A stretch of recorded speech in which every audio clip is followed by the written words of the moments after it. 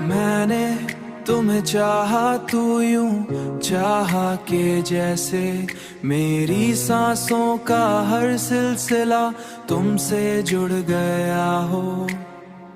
अब अगर मैं हर सिलसिला तुमसे जुड़ गया हो, अब अगर मैं सांस भी लेता हूँ तो इसमें तुम्हारी खुशबू शामिल होती है। तुम मेरी सोचों पर इस तरह हावी हो चुके हो कि मैं चाह कर भी तुमसे अलग नहीं हो सकता।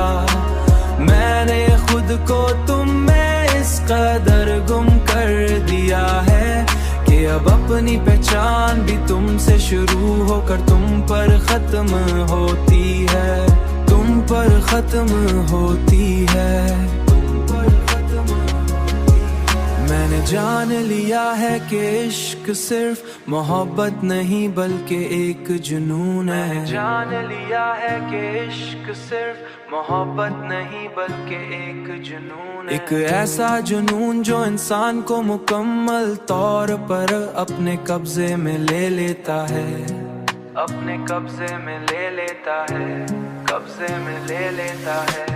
तुम मेरी सोचों पर इस तरह हावी हो चुके हो कि मैं चाह कर भी तुमसे अलग नहीं हो सकता।